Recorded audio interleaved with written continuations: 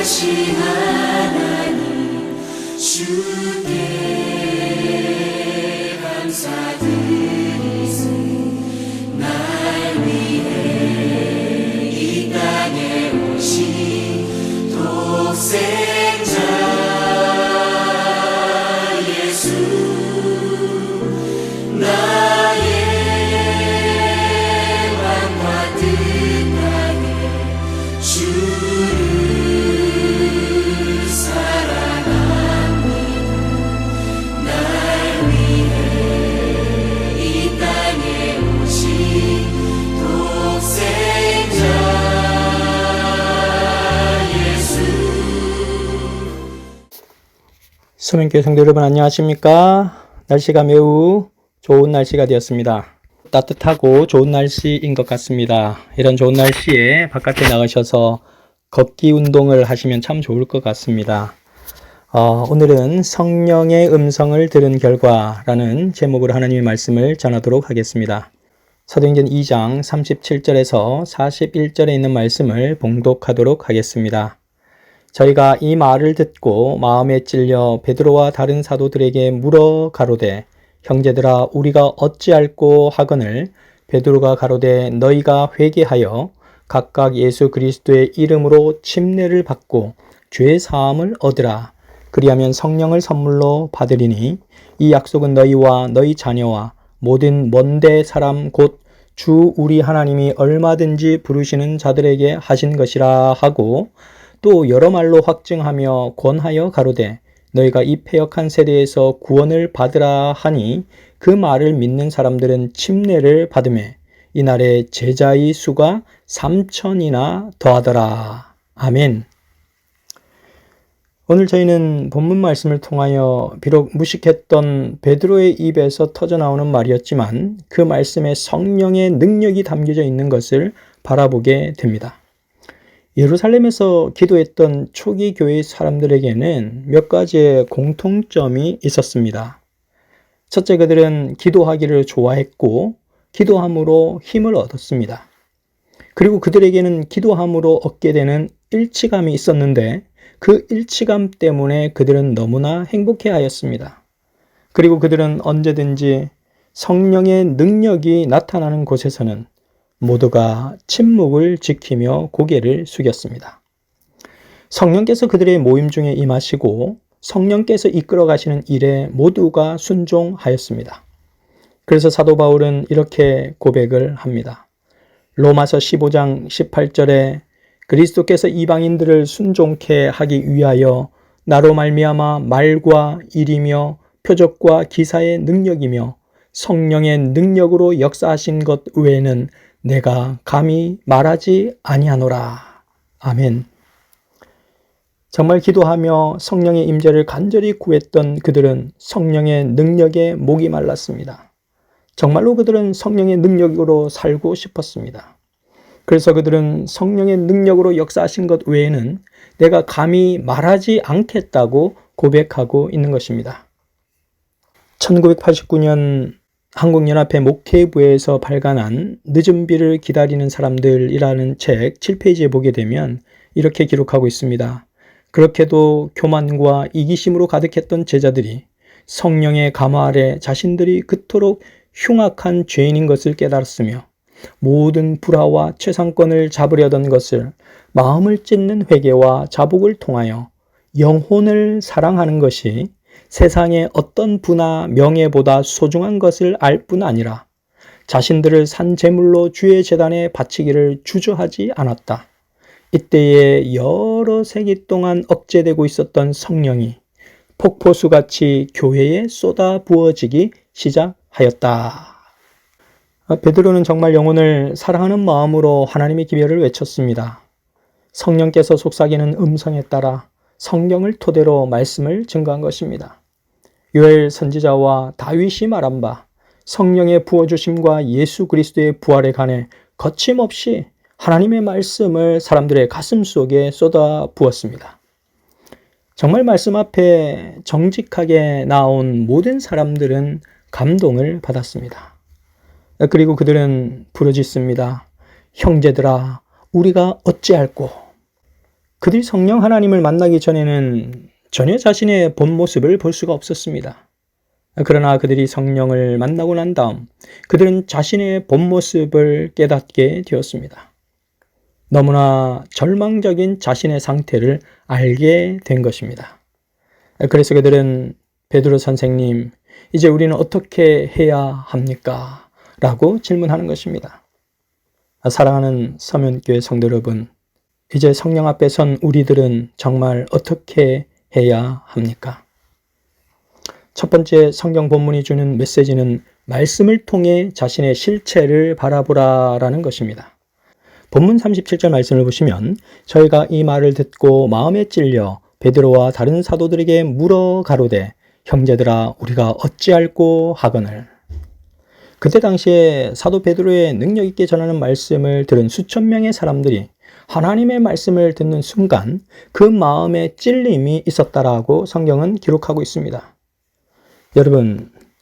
여러분들도 하나님의 말씀을 듣고 하나님의 말씀을 묵상하고 하나님의 말씀을 깨달을 때에 때로는 하나님의 말씀이 여러분들의 마음을 찌르기도 하십니까?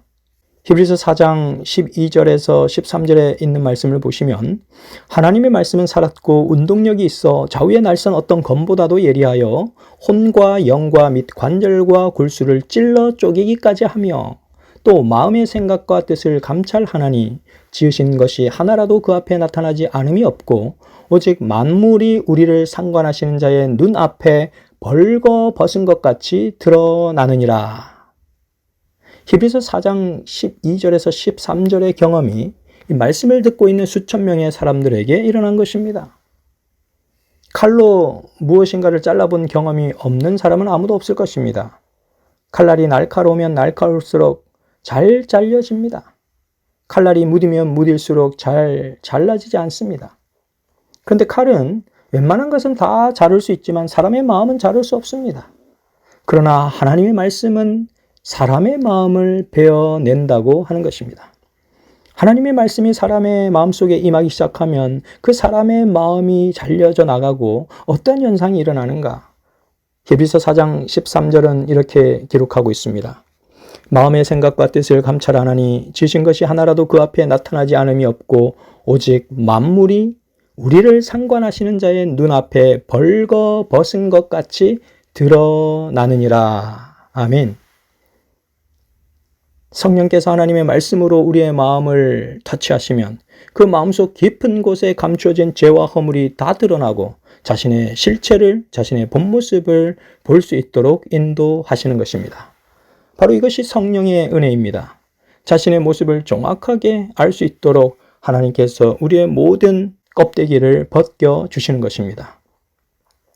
죄는 치료되어야 하는데 죄가 깊이 숨겨져 있는 것입니다. 그런데 성령 하나님께서 그것을 끄집어내셔서 우리의 눈앞에 보여주시고 주님께 굴복하게 하시는 것이 바로 성령 하나님의 역할인 것입니다. 리뷰 앤드 헤럴드 1892년 3월 21절을 보게 되면 우리는 참으로 진지한 마음을 가지고 내가 구원을 받기 위하여 무엇을 해야 할 것인가를 물어보아야 한다. 우리는 하늘을 향하여 어떤 계단을 밟아야 할 것인가를 꼭 알아야 한다라고 기록하고 있습니다. 사랑하는 서면교회 성도 여러분, 정말 우리가 어찌할꼬라고 하는 탄식을 그 초대교회의 베드로의 설교를 들은 청중처럼 하나님께 드려지게 되시기를 간절히 바랍니다. 두 번째 본문 말씀이 주는 두 번째 대답은 하나님의 말씀에 나를 위탁하라라는 것입니다. 본문 37절에 저희가 이 말을 듣고 마음에 찔려 베드로와 다른 사도들에게 물어 가로되 형제들아 우리가 어찌할꼬. 하나님의 말씀으로 자기 자신을 들여다본 사람들은 모두 한결같이 외치는 소리가 있는데 바로 형제들아 우리가 어찌할꼬라고 하는 탄식입니다. 이런 탄식은 하나님을 1대1로 만나지 않고서는 결코 일어날 수 없는 고백입니다. 하나님을 1대1로 만난 사람들은 변화되기 위하여 자신을 하나님께 굴복시키는 것입니다. 이사야 시대에 나라가 위기 가운데 빠졌습니다. 이사야는 긴급하게 위기에 빠진 나라를 구하기 위해 엎드려 하나님께 울며 기도하기 시작했습니다. 성전에 엎드려서 기도하는 가운데 이사야는 하나님을 만났습니다. 정말 살아계신 하나님을 제대로 만났습니다.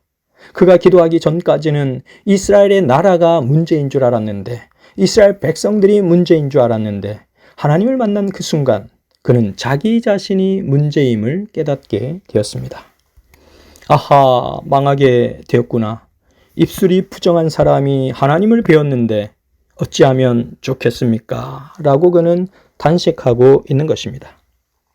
하나님은 천사를 보내어 그의 입술을 정결케 해 주셨습니다. 어찌하면 좋겠습니까? 라고 하나님께 질문을 하는 것은 하나님께 나를 맡기겠다는 믿음의 고백인 것입니다. 성령 하나님은 자기 자신을 당신께 맡기는 사람들을 책임져 주시는 하나님을 기억하시기 바랍니다. 베드로가 예수님을 열심히 따라다녔지만 사실 베드로는 예수님에 대해서 잘 몰랐습니다. 그런데 어느 날 평생 업으로 자란 자기도 모르는 어느 곳에 그물을 던지라는 예수님의 말씀을 듣게 됩니다. 그런데 그가 말씀에 순종해서 그물을 던졌더니 그물이 찢어지도록 물고기가 많이 잡힌 것입니다. 그 순간 베드로는 성령 하나님의 도움으로 자신의 더러움을 보게 되었습니다. 그는 바닥에 엎드려 주님 앞에 고백합니다. 이제는 고기가 많이 잡히는 것에는 아예 관심이 없어졌습니다. 주님께 자기 자신을 맡기는 것만이 그가 할 수 있는 최선의 것이었습니다.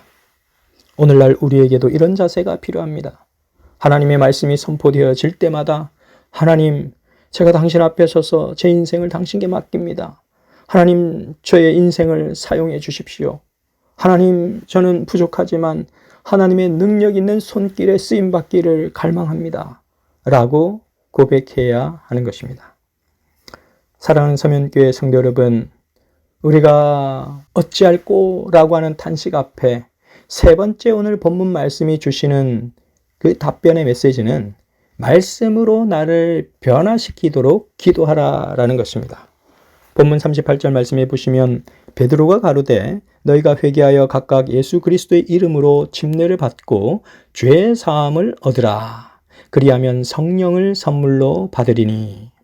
어떻게 해야 되느냐고 묻는 사람들의 질문 앞에 베드로는 확신 있게 대답하고 있습니다. 첫째, 회개하십시오. 둘째, 예수님의 이름으로 침례를 받으십시오. 셋째, 죄사함을 얻고 성령을 받으십시오. 라고 설교하고 있습니다. 베드로가 설교하는 것을 듣기 전까지는 그들은 그들의 마음을 바꾸려고 하지 않았습니다.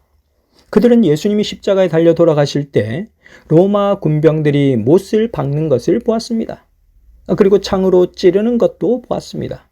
그들은 그때까지만 해도 로마 군병이 예수를 죽였다고 생각했습니다. 그러나 베드로가 그게 아니라 바로 너희들이 예수를 십자가에 못 박았다라고 외쳤을 때 그들의 마음속에 깊은 각성이 일어났습니다.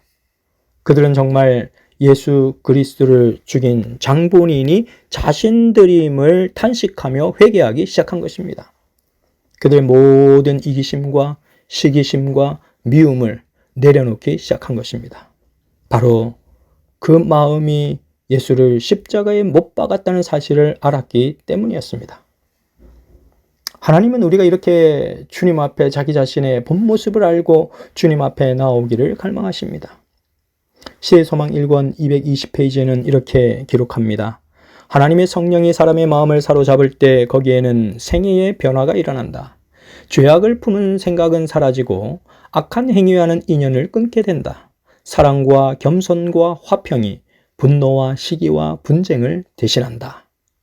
그리고 시대의 소망 2권 46페이지입니다. 사람이 그리스도께 굴복할 때에 새로운 능력이 새 마음을 점령한다. 사람이 스스로는 성취할 수 없는 변화가 일어난다. 라고 기록하고 있습니다. 정말 말씀의 능력으로 자신을 변화시키는 사람이 성령의 사람임을 기억하게 되시기를 간절히 바랍니다. 기록된 말씀에서 뭐라고 말씀을 하고 계십니까? 사람이 스스로는 결코 성취할 수 없는 생애의 변화가 성령의 역사하심으로 우리에게 일어난다라고 하는 것입니다. 사랑하는 서면교회 성도 여러분, 베드로가 외친 그 기별을 통하여 하루에 3,000명의 사람들이 회개하며 주님 앞에 눈물로 나온 역사를 기억하시고 여러분들의 삶을 주님의 두 손 위에 온전히 올려놓는 그런 여러분과 제가 되시기를 간절히 바라면서 오늘 말씀을 줄이도록 하겠습니다. 아멘. 이제 우리가 함께 기도하는 시간을 갖도록 하겠습니다. 첫 번째는 공도구 장로님을 위하여 기도해 주시기를 부탁드립니다. 오늘 원래 수술을 예정하였는데 검사를 해보니 심장혈관 중 하나가 아주 좁아져 있어서 수술 시에 매우 위험성이 높다는 판단이 나와서 스텐스를 삽입한 후에 경과를 살펴보고 수술을 진행하기로 하였습니다. 수술하기에 아주 적합한 환경이 갖춰질 수 있도록 여러분들께서 계속해서 기도해 주시기를 부탁드리겠습니다. 그리고 두 번째는 우리 조선영 집사님과 또 이종미 집사님을 위하여 계속해서 기도해 주시기를 부탁드리겠습니다.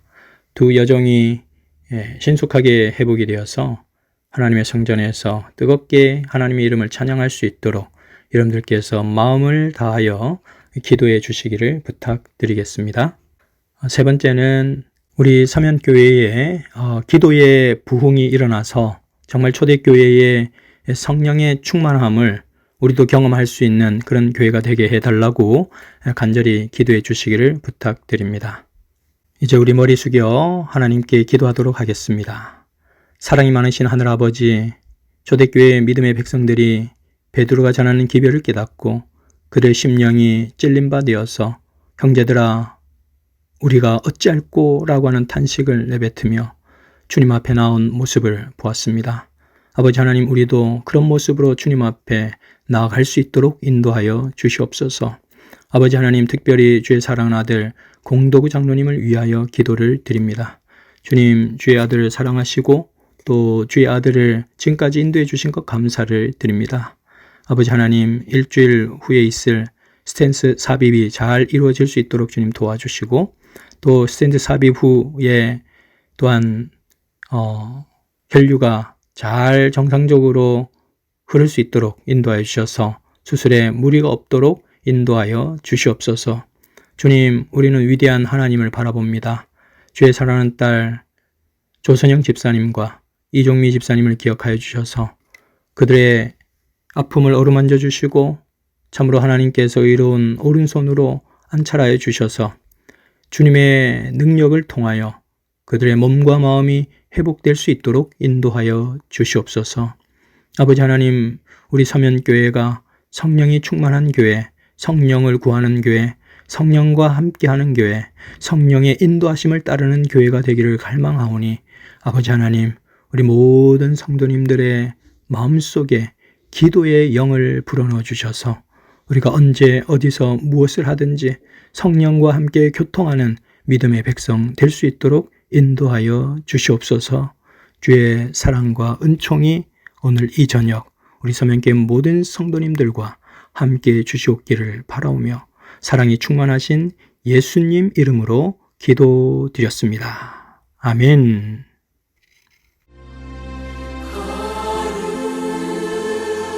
거룩하신